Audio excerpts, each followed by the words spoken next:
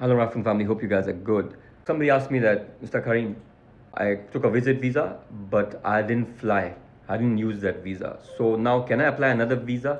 No. First of all, your visa, be it visit visa, be it e visa for employment, they have to be cancelled in order for you to apply a new visa if you're outside UAE.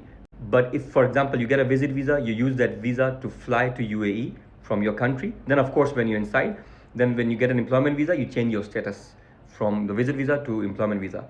But just remember, in case you don't use that visa, you're outside UAE, then the visa has to be cancelled in order for you to apply another visa, unless you come to UAE and then change your status. And if you're on an E visa in UAE already, that means that visa also has to be cancelled for in order to process a new visa. Always remember that. That's it. See you in the next video. Till then, much love, peace, and as I say, always say, God bless Africa. One love.